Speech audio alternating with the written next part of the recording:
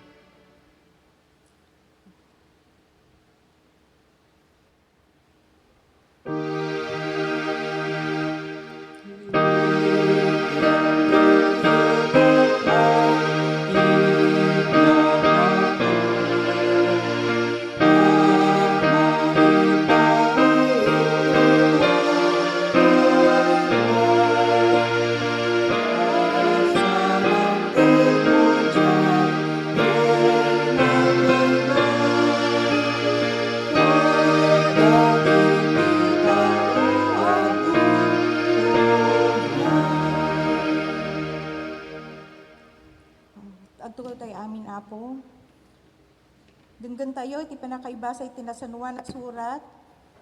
Gapo iti dala na tulad. Genesis 1, verse 1 to 5. Dito iti kunana. Idi po nga na'y pinagsurat ti Diyos ti tilubong. Gusto-gusto ko yung awan ornos ti amin, ken nakumutan iti napusko lasipnget. Tinadawil at taaw. Anang lapunos iti amin. Ket Espiritu ti Diyos agargaraw iti rabaw iti danum. Imbilin ti Diyos mapaadda ti lawag ken napaadda iti lawag. Naragsakan ti Diyos iti nakita na. Pinaglasin na ti lawag ken ti sipnget.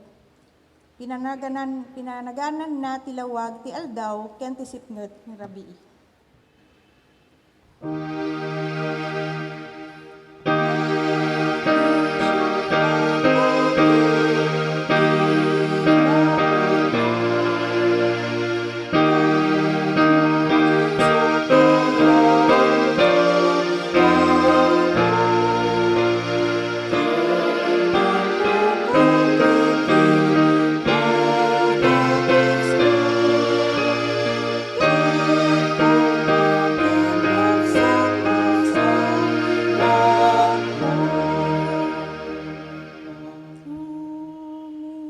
Ibasa kada kayo iti paset na santuan na surat, kas masarakan iti surat ni San Mateo, kapitulo maysa, versikulo 4, akigana, iti 10 ken maysa, ket kastoy iti maibasa.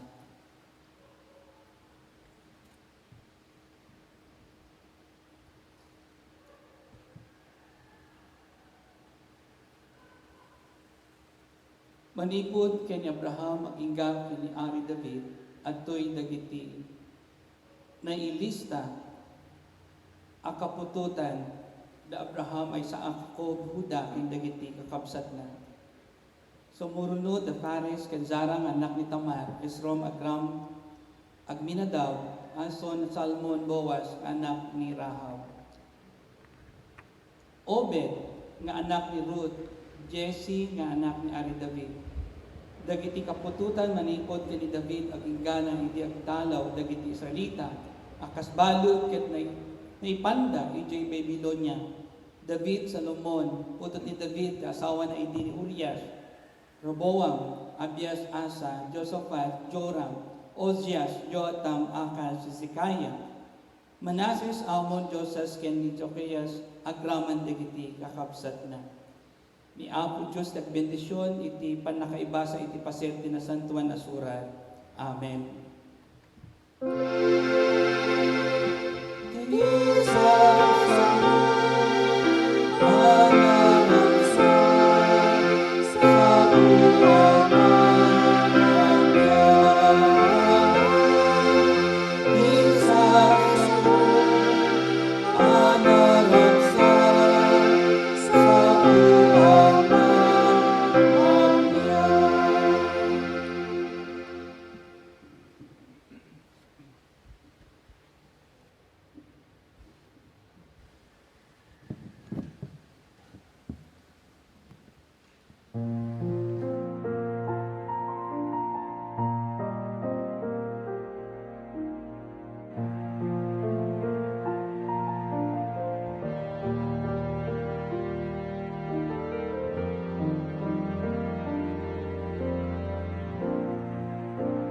Draw me close to you.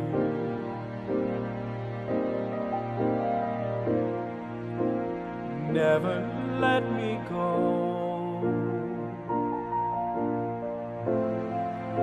I lay it all down again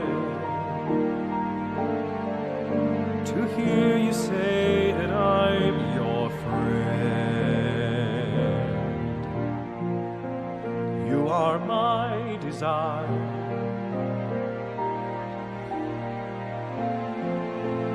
No one else will do, 'cause nothing else could take your place. To feel the warmth of your embrace. help me find the way, bring me back to you.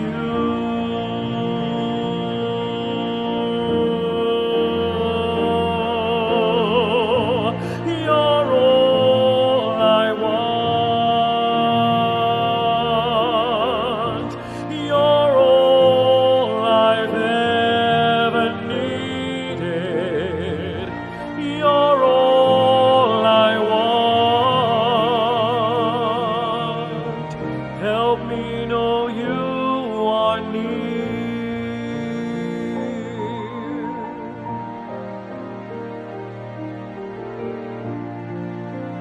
Draw me close to you.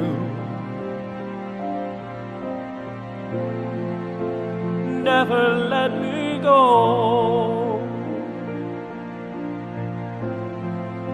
I lay it all down again to hear you say that I'm your friend. You are my desire. No one else will do. 'Cause nothing else could take your place. To feel the warmth of your embrace. Help me find a way. Bring me back to you. Bring me back to you. You're all I want. You're all I've ever needed. You're all I want. Help me know you are near.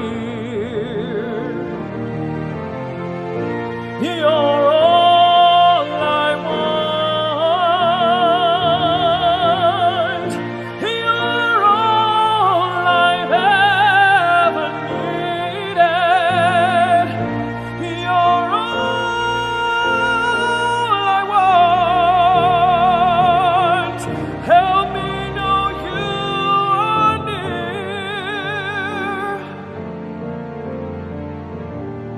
Help me know you are here.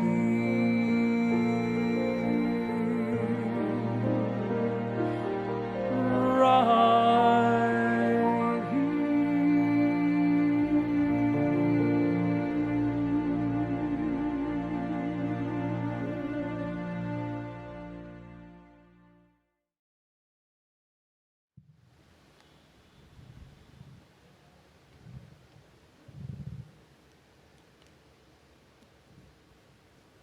Good morning once again.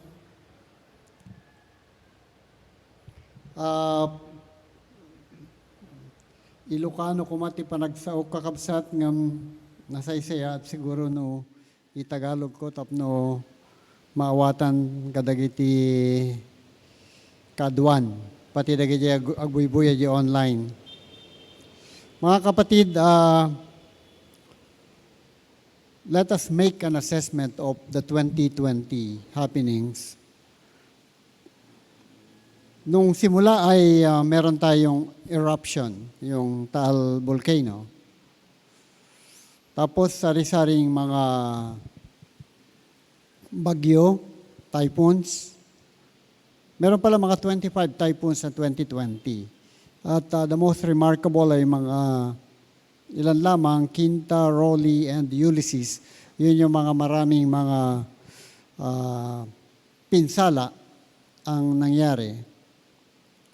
Sa negosyo, yung shutdown. Maraming mga negosyo nag-shutdown. In fact, maraming mga recruitment agencies na mga kasamahan namin, mga over 50 recruitment agencies nag-shutdown because of pandemic. Talagang nakakalungkot mga kapatid, mga negosyo talagang nag-shutdown. At ako'y nalulungkot pag may nakikita ko sa mga mall na nagsara na mga stall Maski hindi ko kilala, nakakalungkot sapagkat alam nating may mga investment doon na nawala. Yung COVID is, of course, yung number of cases, recovered, yung death.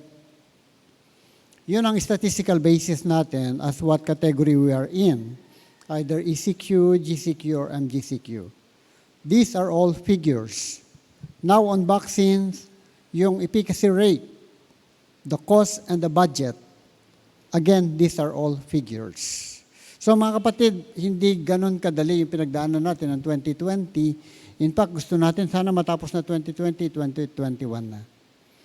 Common question ng mga karamihan ay nasaan ang Diyos? Where is God?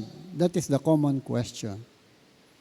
Lagi natin tinatanong pag may shutdown, pag may nagkasakit, pag may namatay, ang tanong, nasaan ang Diyos? What kung ibabalik naman ng Diyos ang tanong? Out of pandemic, out of trials, trials is everywhere. Trials is anytime, even before pandemic, merong trials. Ang tanong ng Diyos is, nasan ako sa inyo ngayon? If I'm going to test, nandyan pa ba ako sa inyo? Yun ang tanong naman niya. Kung tinatanong natin siya na, nasaan ang Diyos? Ibabalik niya, nasaan naman ako ngayon sa inyo? Baka nawala na. Brothers and sisters, let me read to you text 2 Corinthians chapter 13, verse 5, yung New International Version. Ang sabi niya, examine yourself to see whether you are in the faith. Test yourselves. Do you not realize that Christ is in you? Unless, of course, you fail the test. The same book sa New Living Translation, ang sabi, examine yourself to see if your faith is genuine. Ibang word ang ginamit. If your faith is genuine. Test yourself. Surely you know that Jesus Christ is among you. If not, you have failed the test of genuine faith. So it's a matter of failing the test or failing the genuine faith. Yun ang tanong ngayon. The question is, genuine ba yung faith mo or you have failed the test? Mga kapatid, again, I'm using, pardon me for using again Israel when I was there. Umattend kami nung Shabbat Shalom, yung ano nila pagka Friday yata yun, I think Friday night, umattend kami sa isang pamilya. Alam po ninyo, sa doon, bawat pamilya nagse-celebrate. Bago Friday, nagse-celebrate na sila. Alam po ninyo, nagulat ako, nung pagkatapos noon, ang inaantay nila, hindi si Kristo yung pagdating. Hindi si Kristo yung binanggit. Tayo, ang inaantay natin, yung second coming of Christ. Pero sila, hindi pa dumating si Kristo, meron pa silang inaantay na iba. So, brothers and sisters, in Hebrew 9, verse 28, so Christ was sacrificed once again to take away the sins of many.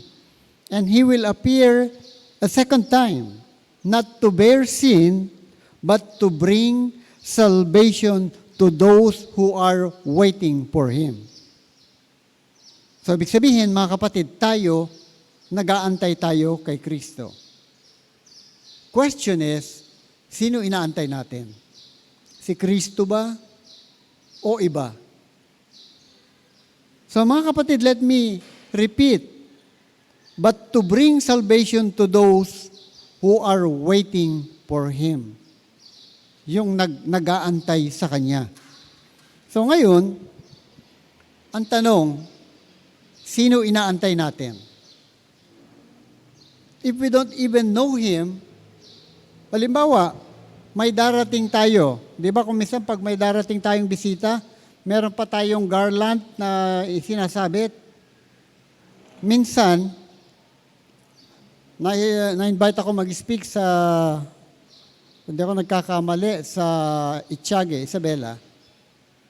Nakabarong ako. Yung isang kasama ko din nakabarong. At siya nakahawak ng Bible. Alam po ninyo, sabitan ng garland siya, hindi ako. Samantalang ako yung speaker. So, mga kapatid, a matter of analogy, how do we know who is coming kung hindi naman natin siya kilala? We've been here every Sunday, nag-aaral tayo, pati Sunday school. But the question is, kilala naman natin siya, paano kung darating siya? Alam ba natin kung sino sasabitan natin ng garland? Kung hindi natin alam,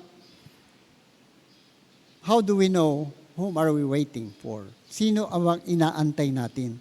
Kung hindi natin siya nakilala, basically, paano natin malalaman kung sino yung aantayin natin? Although yung mga taga-Israel, very specifically, alam nila, kilala nila kung sino yung inaantay nila. Tayo, meron tayong inaantay, it is a question of kilala ba natin yung inaantay natin?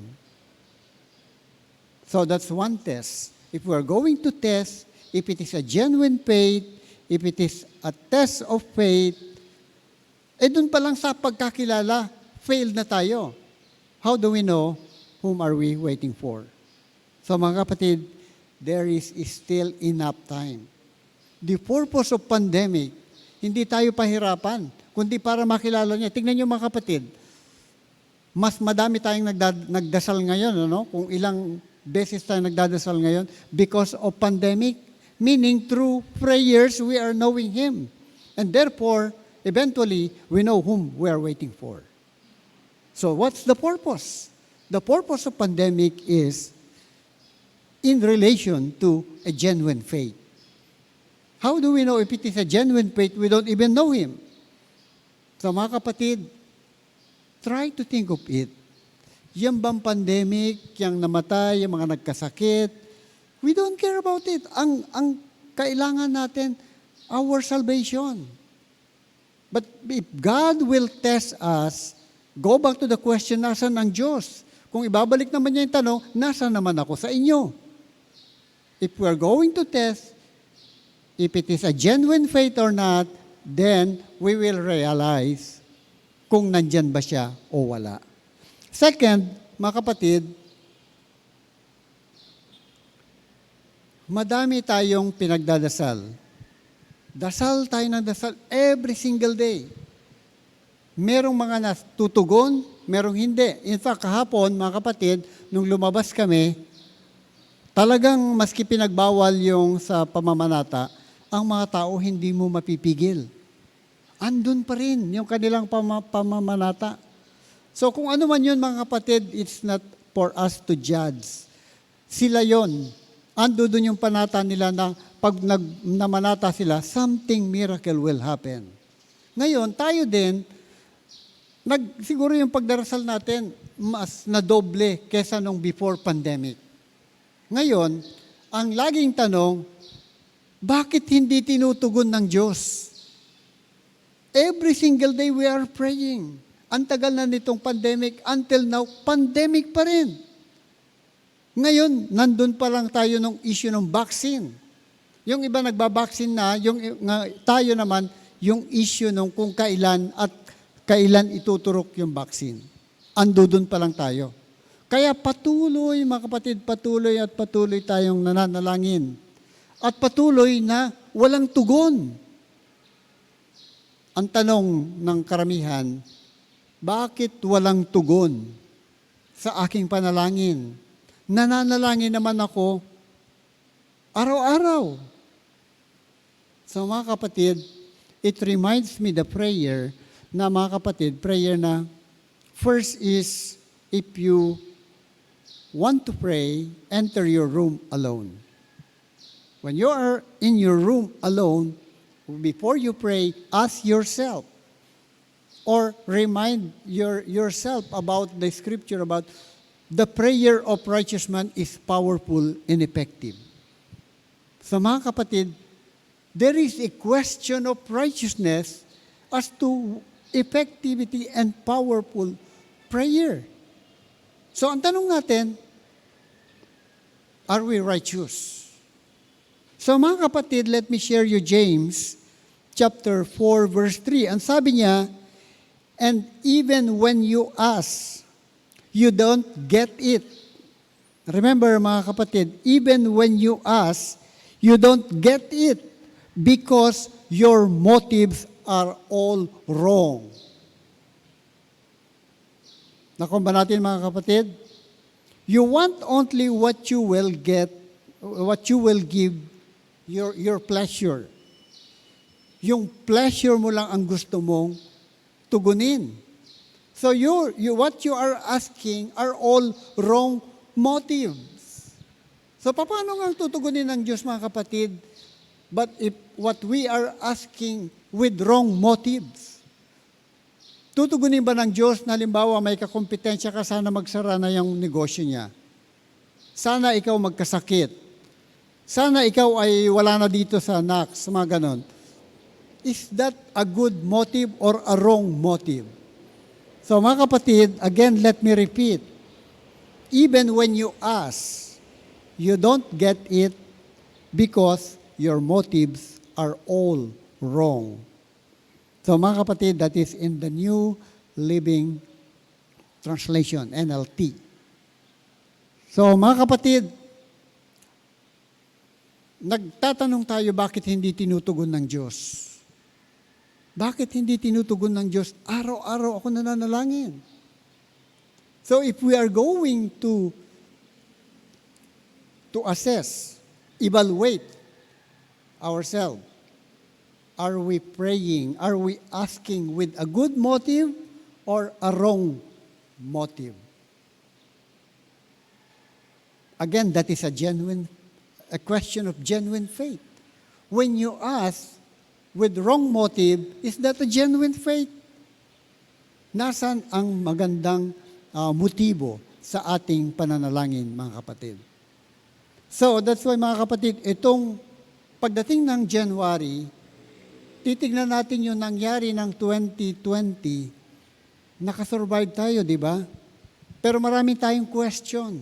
Bakit hindi tinutugon ng Diyos? Sa amin din, mga kapatid, sa aming negosyo talagang apektado kami. At marami pa kaming panalangin na hindi rin tinutugon. So, a question is, are you asking with a good motive or a wrong motive? Again, in relation to test of faith, do we have a genuine faith? Kaya nga mga kapatid, yung mga nangyayaring yan, talagang mangyayari dyan. Walang exempted. Even Job. Si Job, nag-undergo ng trial si Job. Walang exemption. Si Abraham, nagdaan din ng trials. Kung gaano siya katapat. Kung kaya ba niyang i-offer yung anak niya. Si Moses, nagkaroon din. Sa 10 salot, pwede niyang sabihin, tagal naman po, hindi tumutugon itong mga Israelitas na ito, ayaw na ako. But, mga kapatid, of those 3, you can see a genuine faith. Bring back the question to us, do we have a genuine faith?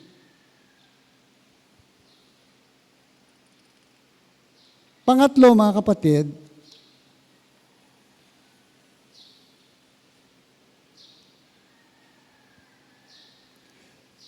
mas madaming trials, mga kapatid. Alam po ba niyo, mas maganda. Parang sa eskwelahan, mas mahirap yung examination, mas lalo kang magre-review, mas lalo kang maghahanda. Kapag ka naipasa mo yung mahirap na examination, anong resulta nun? Di ba mas magaling ka? Mas magagaling at gagaling ka. Bigyan ka ng mga mahinang examination lang. Maaaring nakuha mo yung 100 score, pero mahina lang yon kasi mahina lang. madali lang yung examination. Pero mas mahirap, mas tatatag ka. The same true with trials, mga kapatid. Sa mga pagsubok na dinadaanan natin. Sa amin, napakabibigat na trials ang dumating.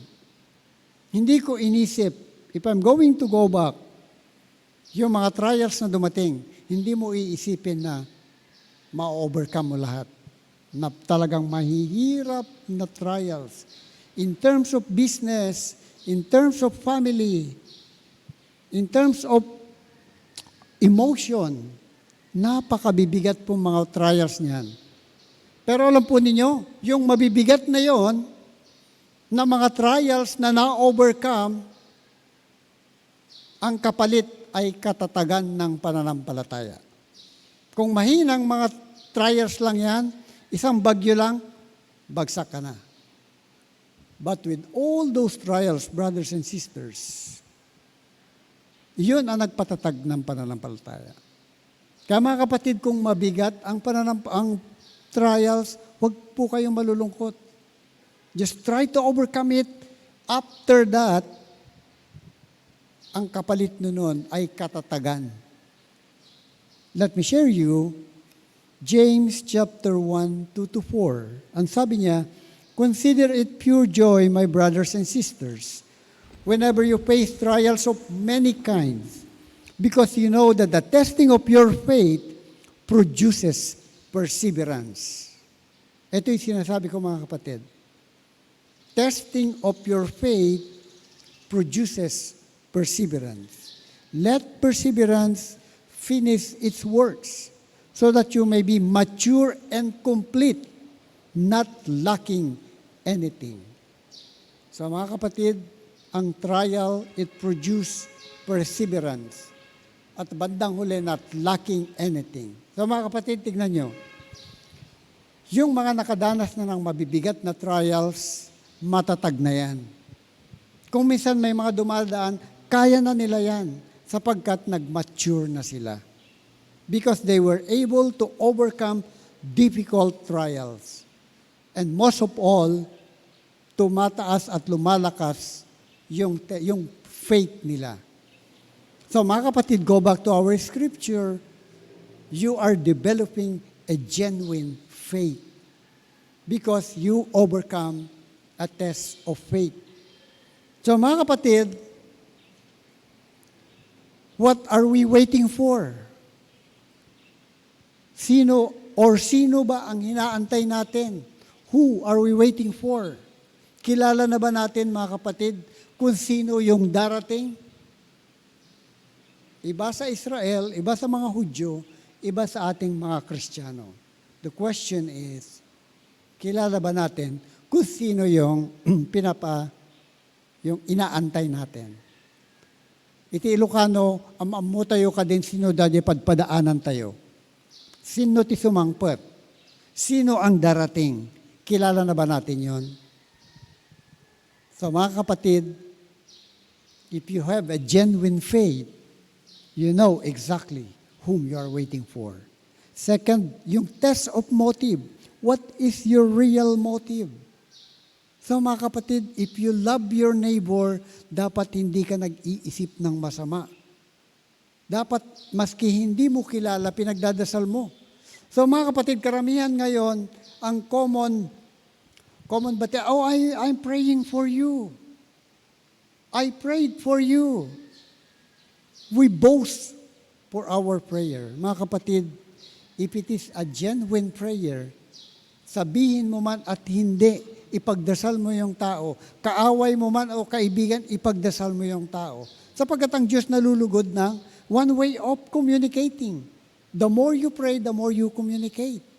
So regardless of kung sino yung tao, pag binagdasal mo, no need to mention him. Hindi mo na kailangan, alam mo, pinagdasal kita. So mga kapatid, pwede nating ipagdasal ang kapwa natin na hindi na natin sasabihin sa Kanya. God knows your heart. Test of faith, mga kapatid, kung i-assess natin, with our experience of 2020, volcanic eruption, typhoons, COVID, question, what level of faith are you now? Mga kapatid, karamihan dahil sa pandemic, nag-backslide na. Karamihan sa pandemic, bumagsak na yung pananampalataya. Alam ba niyo mga kapatid, ang pandemic, yan dapat ang magpapataas ng level of faith natin. Because anytime from now, after pandemic, when we test our faith, God can find genuine faith. Question is, what level of faith are we now?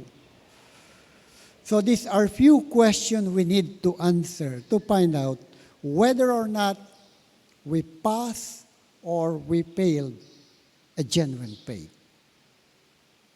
Magandang umaga po at Happy New Year.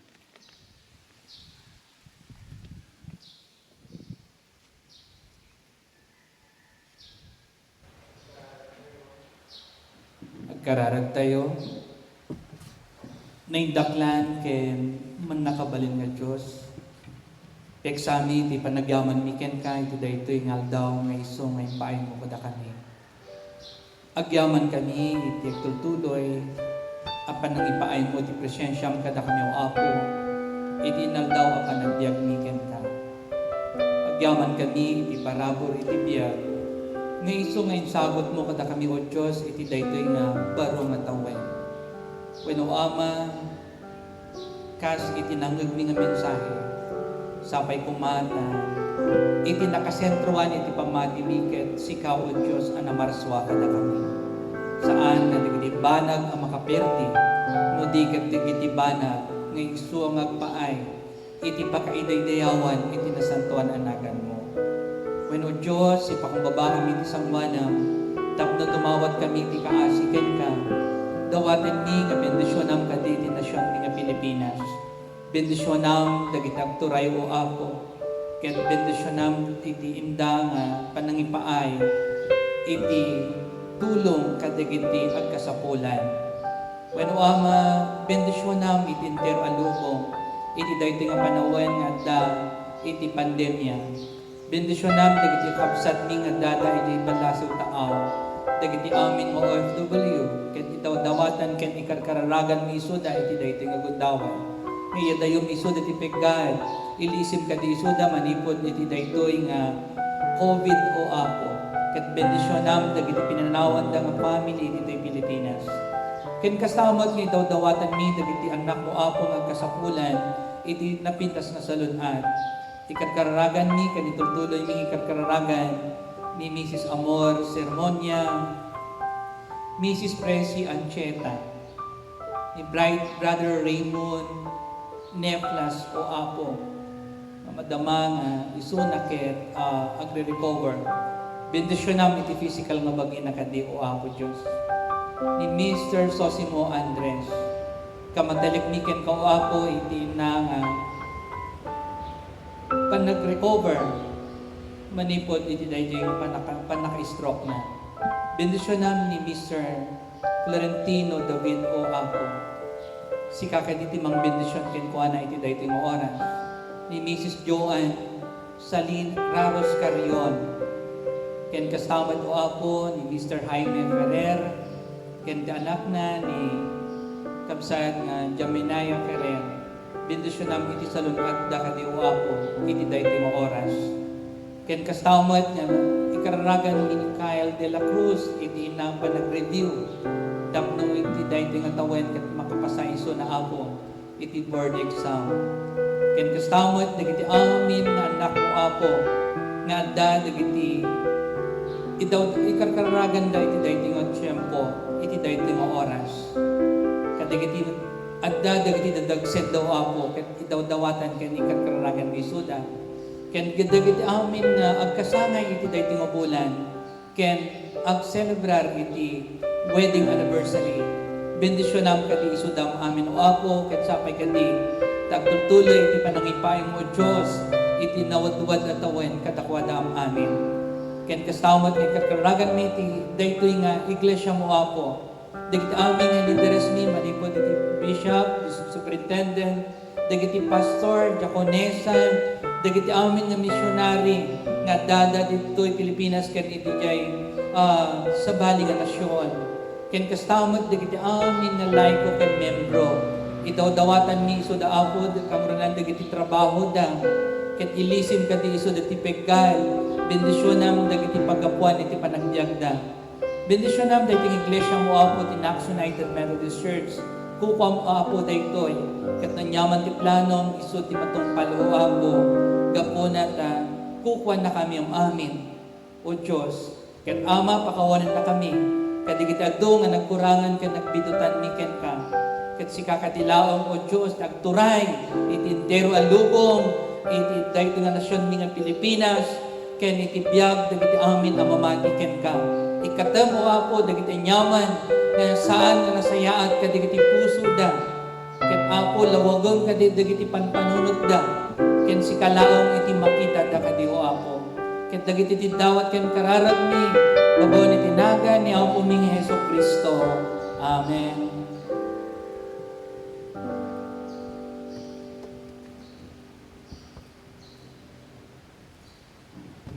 Para panakaala dagiti sagsagot. Masapol lamang itugot itong galmaysa iti sagot kas mayronot iti parabor ti apo a Diyosyo. Para kadagiti kakabsat tayo nga ada jay balibalayda ket mabalin nyo maingeg dagiti sagsagot yu ijay video nakakabil ita screen tayo wenno iti GCash nga nakakabilmot lang ijay screen tayo nga may pastrict tayo ti aming sagsagot tayo.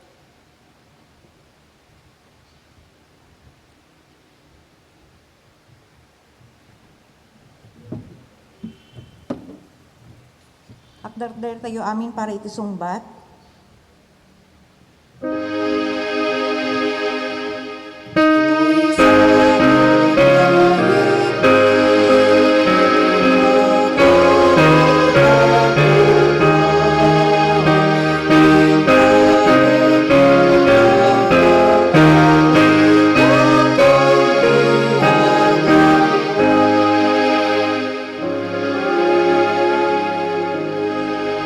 Agyaman kami ken ko, O Diyos, iti istalaw na ipanagayat mo kada kami.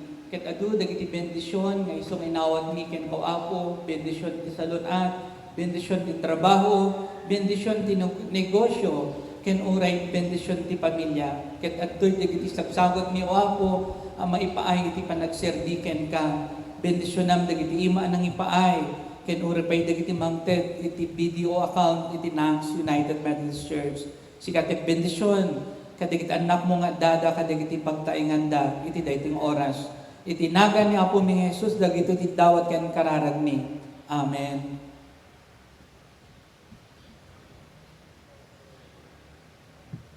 Madaydayaw iti naga ni Apo tayo nga Hesus Kristo ket kablaawan kayo amin iti dayting aldaw kakabsat at da iti manu ti bilang tayo 2, 4, 6, 8, 10 nga ILOCANO ano. Malaksid ka dagiti Tagalog nga daditoy. Ket welcome back to Knox United Methodist Church. Iti face-to-face worship service tayo iti Ilocano. Nangrugi iti December 5 iti face-to-face tayo. Ket agyaman na ken awisin da kayo tunggal aldaw iti Domingo. Tapno kastakit ma-encourage kami pa nga mapapaspasaya iti panangiburay mi iti sa uti apo. Ket kakabsat no kayat yo ti umay ditoy ket mabalin kayo nga tumawag iti office tapno kasta ket mamuan yun mi ti dagiti nagnagan yo ket makapag-reserve kayo ti tugaw yo ket iti tawen nga mabalin ket 18 to 65 years old wenno napigsa kayo apo ket adtoy dagiti number mi apo ditoy office nga mabalin yung ibaga nga makaumay kayo iti dayting aldaw iti Domingo ket daytoy digi contact tracing tayo apo ket isurat yu dagiti nagnagan yung address yu tapno nalaka lang maamuan no sa dinadayan niyo ken kastawet nga ikanda kayo ti confirmation text. Sumbatan da kayo, when pakararag kayo, da kami nga mangsumbat ka digiti kararag yung kakapsat. Ken kastamat iti aldaw ngayong may ditoy, ket itugot yu iti Biblia yu. Hanyo kumaliplipatan iti Biblia. Nga datayo nga mamati ka ni Apo Jesus, awan sa baling ipanpanakol tayo no diket iti sao iti Apo. Dahil nga Biblia, itugot yu tunggal aldaw no. Iti Domingo umay kayo, iti face mask kakabsat. Masapol nga gitugot iti face mask, face shield, alcohol, ken dumapay nga maaraman tapno sigurado tayo iti umay tayo ditoy. Ket iti sirek yu kadjay kakabsat ditoy Rizal Avenue ti pagsirkan nyo dahil ti entrance ti exit tayo iti ayan ti Lope de Vega. Akikita tayo tumanen ito umay nga Domingo, umay kayo kuma. Ket ang tutuloy iti panakipaay ti sao ti Apo. Kastamot kakabsat na iti aldaw iti Domingo at dati talo nga service nga face to face kakabsat iti 7 a.m., 9 a.m., ken 3 p.m. ket face to face dahil sa malaksid iti midweek ken ti dawn at tutuloy lang tayo iti virtual na panakaipaay dagitoy. Ken ni Apo Diyos kung may tagbendisyon at tutuloy nga titinulong tayo ken kastamot nga ay sagsaganaan tayo iti umay nga hintayo nga panag-retreat nga Ilocano. Isungat meeting kami da Sir June, Ate Neri, Sister Leia, ken Kuya Jimmy tangal daw tapno may saganaan tayo iti spiritual Ilocano spiritual retreat, virtual dahil Apo. Ket ni Apo Diyos ko may dawdawatan tayo ni Brother Raymond Neflash nga dami lang hindi lang center ni Apo Diyos ko may tumang bendisyon iti sa lunad na. Ken katakayam amin nga dakat iti pagtaingan yung kakabsat. Ket itutuloy tayo nga intayo nga makipagpasent iti naimbag adamag tunggal aldaw iti Sabado iti oras iti alas 6 iti rabii. Daytoy ket may paay ken panagdayo ken panagkararag daytoy kakabsat ken stamod nga iti daytoy inaldaw nga umagang kay ganda si Jesus ang kasama. Laga dayta ket makaipaay iti talna ken kastamad iti napintas nga panpanunod iti naldaw bagoon iti panakipagpaset tayo iti umagang kay ganda. Ni Apo Diyos ko mga rod tagbendisyon kadati amin itang aldaw tumakdir tayo ken kantaon tayo daytoy mauding himno.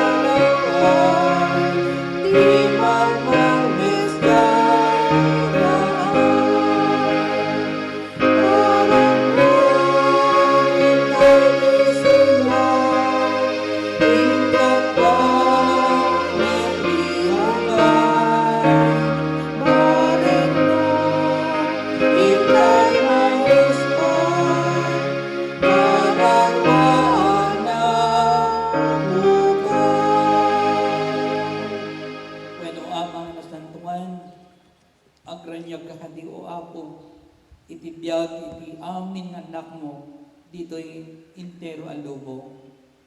When o ama agtultuloy, iti inkani nga panagrangrang iti silaw mo, kadigiti amin nga anak mo, Apo, babaon iti saom na isong maiburay, tunggal aldaw iti Domingo. Agyaman kami iti karit itang aldaw o Apo, babaon iti mensaheng impay ni Sir June kada kami. Agyaman kami tinakafokusan iti pamati mi kat sikaw o Apo, iti daytoy nga panawen nga dati pandemya. Ket Apo, nagkaykaysa kami tinagan mo, babaon itin kami nga panagdawat ken panagkararag itin aldaw. When o Ama, babaon iti daytoy nga pandemya, pinagmaymaysa na kami, amin itinagan mo Apo. Tapno saan kami ngumibat ken ka, kasi si kalaong ka di agari iti biyag mi. Agyaman kami, kadigda amin ngay naramat mong anak mo itangal daw Apo. Tapno mapaspasayat itin kami panagserbiken ka. Ken Apo Diyos, tulungan na kami, kaasyan na kami kadi. Ken bendisyonam kadi dagit anak mo iti inda nga panagtrabaho into nabigat. Ikamatalik mi kan ka o Apo ti salon agda. Ken daytoy nga lawas nga umay. Sapay kadi tagtultuloy itin ka nga panangipa iti paramor iti napintas mo sa lunag kadakwada am amin. Kadigiti opisina nga ayanda. Bendisyon ang dagiti negosyo Apo iti panaglukat damanen into nabigat. Sapay kadi tauray pa dagiti empleyado dakit mabendisyonan. Ket Ama, bendisyonan na amin iti daytoy nga bigat. Iti panagtultuloy daytoy nga service, iti face-to-face service ni Apo. Si kakadi iti mang bendisyon kadagiti amin nga anak mo ang mangiburay kadagiti sasaom. Ket dagitoy dagiti dawat ken kararag mi. Mabaon iti naga ni Apo mi Jesucristo kas manubot ken mangisalakan mi. Amen.